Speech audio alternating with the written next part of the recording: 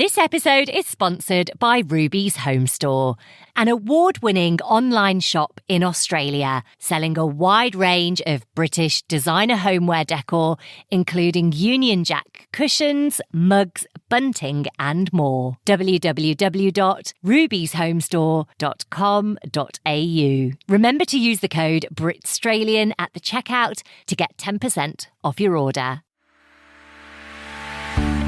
Us Brits abroad long for anything that reminds us of home.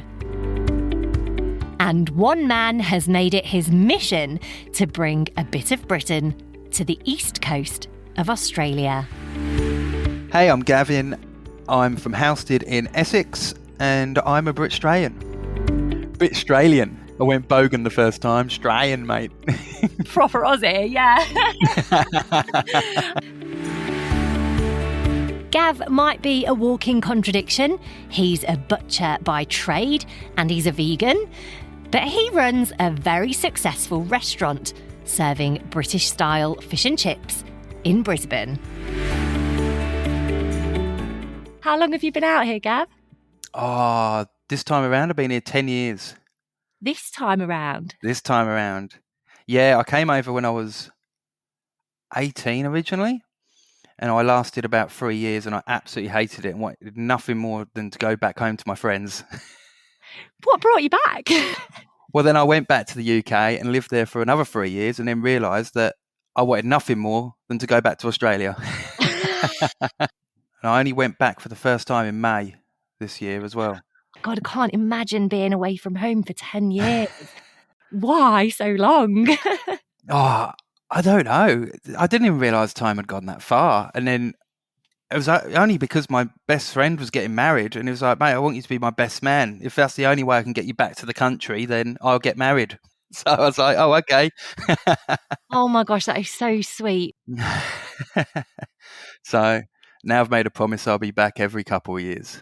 Yeah. Did you enjoy your time back? Oh, I loved it. It was amazing. Yeah, I spent the whole time either getting drunk or throwing up, so it was great. Yeah. Is it Gavin or Gavlahh? Nickname Gavlahh from the show Gavin and Stacey, but yeah, because obviously he's from Essex too, so it stuck. Oh yeah. Yeah. So a bit of Britain. What is a bit of Britain? Bit of Britain. Well, we sell nostalgia. That is what we sell.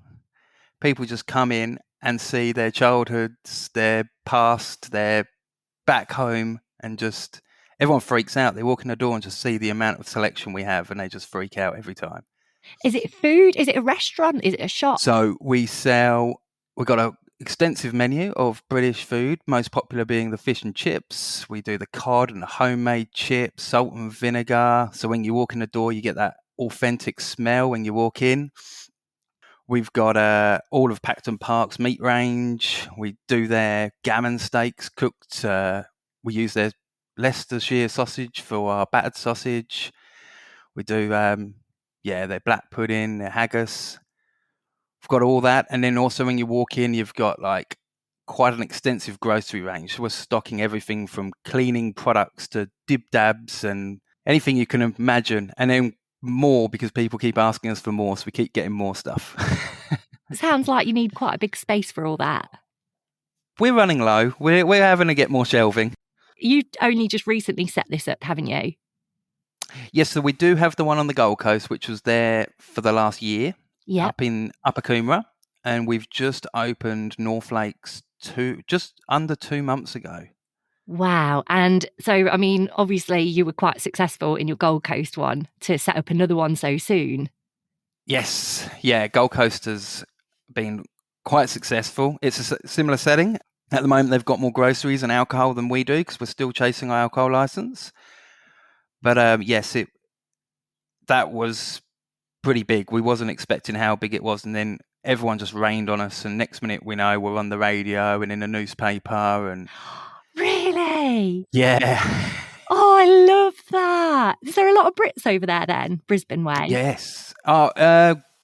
Yes. Well, North Lakes, where we are, is known as the Little Britain because I think it's actually the biggest congregation of British people in Australia for just the one town. Oh, is it? Yeah. Don't quote me on that, but that is what I'm led to believe. Is that where you live? Do you live there? I live very close. Yeah, okay. Just round the corner, yeah. Oh, that's why you didn't go home for 10 years, because you're surrounded by Brits. That's it. I live in Britain anyway, just a sunnier version. So what were you doing before you set up a bit of Britain? What's your background? Well, I did own and operate Great British Fryer in the same location as the current North Lakes location. And I did that for 3 years. So what is that, sorry? Fish and chip shop? That was a fish and chip shop. Yeah, we didn't have the grocery section, but it's very similar to our current menu, except the new menu is a lot more extensive. And before I started Great British Fryer, I actually have a phobia of fish. I don't like fish. I don't like the smell. I don't like the taste. I don't like anything about fish. And it so happened I was Uber driving at the time and I was bored and I had no job on and I was sitting on the side of the road and something popped up on my Facebook about opening a fish and chip shop up in North Lakes. And I went, how hard can that be? So I just jumped in and I learned everything I needed to learn in about 2 weeks. I winged it, proper Essex style. You winged it really well. We've done pretty good business there, but nothing compared to what we've got now. It's gone insane this time around. Yeah, you are. I've seen, like, even on Facebook, you're following. You always get so many comments and people are really passionate about what you do. You ran out of chips, didn't you, yesterday? Yes, ran out of chips yesterday for the first time. Because we're getting through about a ton of potatoes a week at the moment. So that sounds like a lot. Is that? That's a lot of potatoes, yeah. We were ordering a ton a week and just thinking, well, we've got a couple of bags left over every week, but then this week no. How many customers do you have? Like in a day, say, on an average day? A footfall is about 150 sales a day is our average footfall at the moment, I believe. Oh, that's just North Lakes. That's just North Lakes. That's just North Lakes, yeah. Wow. How did you come up with the name? That was actually my business partner. Funny enough, so a bit of a backstory. We closed Great British Fryer and I said, that's it. I'm done. I'm never doing British fish and chips again. I've done my time. That's it. All right. So I walked away and I bumped into Steph down on the Gold Coast. And she was like, you used to run Great British Fryer. I want to chat with you. So I was like, oh, okay. So we ended up having a cup of tea. And she's like, I really want to open this concept, which is British fish and chips, but also a huge grocery range and everything in between. Brilliant. And I was like, that's a great idea. And I was like, I'll tell you what, I'll let you know how to do it and help you set up. And then I'll walk away from it and I'll be done with it. But then we sat down and further discussions. Her vision was exactly what I wanted to make Great British Fryer. And then I got really excited. And then we found a location and we built it from a shell. It was an old post office falling to pieces. So we built it from the floor up, built all the fridge and freezers in there, designed it like an underground station, London Underground. Wow. And yeah, we just it took about a year to design and build. And then when it launched, it was just huge. And I was sucked back in. And here I am now. Do you get a lot of regulars that come to you? Oh, yes. Yeah. There's some faces that probably come far too many times a week than they should. But I won't tell them that. It's like you've created a little community. Yes. That 100%, that's what we wanted to do. That's what we aim to do, make a bit of a community. So it could be online, but also people can catch up, just come for a cup of tea, meet up with their friends. Is it all Brits that come to you? Do you get any Aussies? I would say primarily is Brits, but we have noticed there's quite a lot of Australians who are now curious to what all the hype is about. And they're all turning up, looking very confused. And then looking at their chips and going, what is this? Why am I putting vinegar on it? What's going on? What do they think of vinegar on chips? Not fans. It's hit and miss. Some of them love it and some of them are like, okay, next time I'll go chicken salt. Not many of them are game enough to try black pudding and haggis and stuff like that. But They dip their toes with the calamari and the battered cod. Do you know what? I saw a post that you did on Facebook where you said that you were changing the sausage that you use in a battered sausage because you had like quite a lot of people complaining that it didn't taste like a proper battered sausage. And then you did change it. The response was overwhelming on Facebook with people going, yeah, like we're so happy. It's lovely that you've got that community where you can actually talk to each other and get that feedback. Yeah, 100%. It's very helpful. I bet. Yeah, because we launched with the Cumberland and we thought it was, fancy sausage. It'd be really good. But then the funny thing was, the complaint was, I've just had the battered sausage and it's far too good quality. It needs to be a dirty fish and chip sausage, not a fancy gourmet sausage. So that's not bad feedback, is it? Your food's too good quality. That is absolutely brilliant. So are you selling more battered sausages now that you've changed the sausage? Yeah, well, the first week we changed it, like you said, the response was so huge. And we'd ordered, I can't remember, like quite a lot. There was a lot of sausages we ordered, and we have to get them flown in because they come from Patton Park on the Victoria border. And we ordered them all in, launched it on Facebook. It was overwhelming response. And next minute was calling Jim up going, you need to fly us in more sausages. We're going to run out in about 2 days. No. And it's like, so he's organising more to come in and chaos. And I think they arrived with about 2 sausages left. So he managed to get them to you in time. Yeah. Wow. What would you say? Obviously, you've just said your chips and your sausages, but what are your biggest sellers? What's the thing that you sell most of? So hot food would definitely be the cod and chips, 100%. The cod combo flies because you get to choose whether you want to side with that one as well. So it's a combo: fish, chips, curry sauce, mushy peas, or gravy. And then also, I'd definitely say pork pies are definitely up there. We can never get enough pork pies in the door. They're always selling out. Or the other week, I don't know if you saw on Facebook that we got in Battenbergs. Yes. So they're very difficult to get because they got such a low date on them. So we generally get everything shipped over. Yeah. But with Battenbergs, we've got to get them flown over. So they're quite a lot more expensive to get to us. Hold on. Flown over from the UK? Flown over from the UK, yes.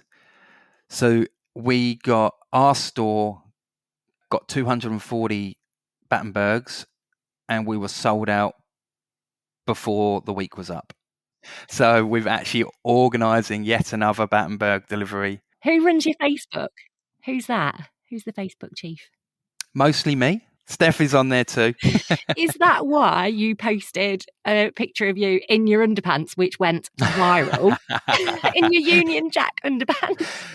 That was a little bit of a joke between me and Steph, and she had those underwear for sale in her shop just before we opened, and I said, I should wear a pair of these and do a post of me wearing them. And then she's like, you don't have the balls. I said, yeah, I'll do it. How many times has that picture been viewed now? Last check, that has been seen over 1 million times. Oh, wow. Yeah. I might start a OnlyFans page if I'm that popular in my underpants. I was actually going to ask you, what is your plans for the future? Sounds like you already know. Do you plan to extend? I'd love to see you in Perth. I think I've said that about 1 million times.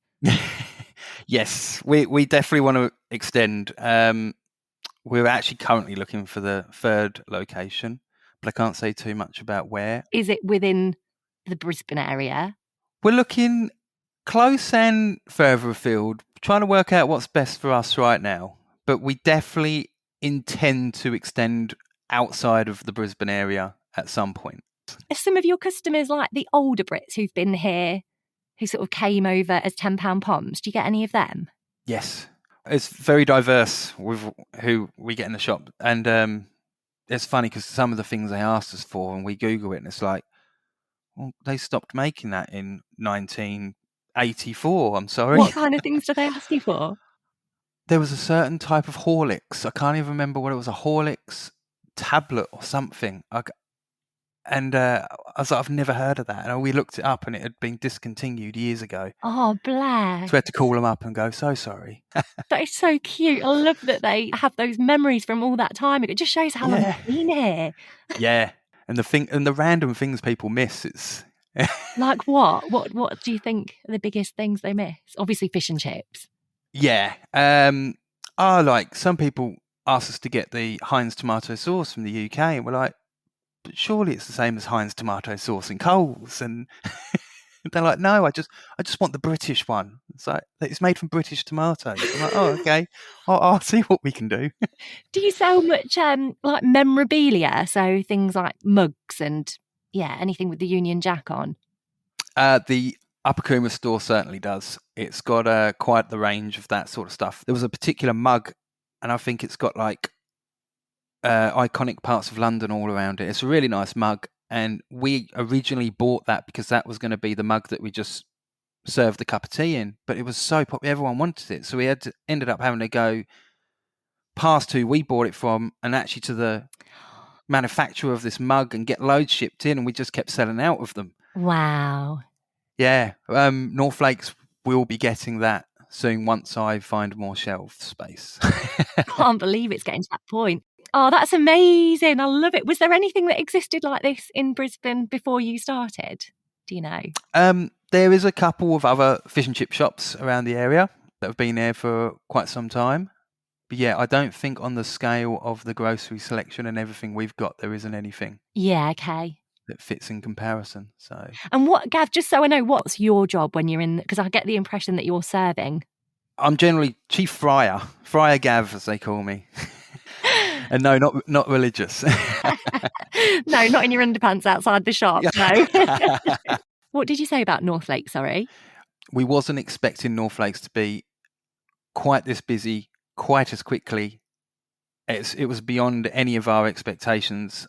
And we just haven't been able to train anyone else up to do the frying. It's literally been me since day dot, because I can't train someone up from scratch to be able to cope with the amount of customers we've currently got. And that's what's holding us up with going to new locations, because I need to be able to get someone who can do what I do at the moment. And your chips, what is it? Just for any Brits who are listening in the UK coming out here and emigrating, they would have no idea that out here you go to a fish and chip shop and you don't get the same fish and chip. What is it about your chips that makes them British? Well, we actually make our own chips. We go to the effort of, we've got a British imported chipper and rumbler and everything.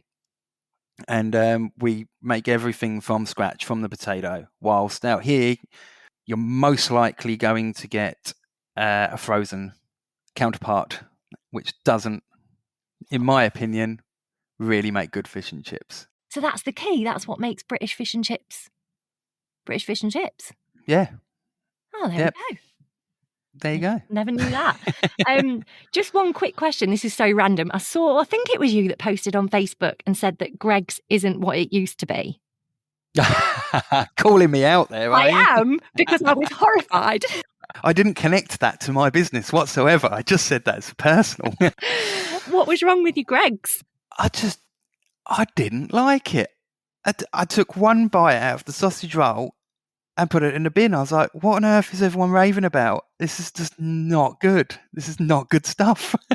Oh, I'm gutted to hear that, because that's one of the biggest things I miss about the UK is, going to Greggs. Well, I've always said if I could get a agreement with Greggs to open up Greggs out here, I'd be multinational in about 2 weeks. Yeah, you would. To keep up with what Gavin's up to next and where he'll open his next restaurant and shop, follow him on social media. All the links are in the description wherever you're listening to this podcast and on the BRITstralian website. When you live abroad, there's something comforting about having a little piece of home. Ruby's Home Store is a delightful, eclectic British and Australian designer homeware store who offer quirky decor and beautiful gifts. The award-winning online shop, which is based on the Central Coast, stock iconic British brands such as Cornish Ware, Sophie Allport and Emma Bridgewater. They've got plenty of Union Jack cushions, mugs, bunting and more. So if you're looking for that special gift from home without the delays of shipping from the UK, have a look at Ruby's Home Store. It's run by the lovely Jane, a nurse from Suffolk, who moved to New South Wales in 2009. Jane promises a genuine and caring personal service with quick shipping of your lovingly wrapped quality goodies. Her products, popular with Brits living in Australia, have received multiple 5-star reviews. So if you're a Brit living down under, or if you want to send a special gift to somebody in Australia, go to rubyshomestore.com.au and check out their impressive range of quality goods. You can even sign up to receive surprise home decor subscription boxes. Find the link in the description wherever you're listening to this podcast and on the BRITstralian website.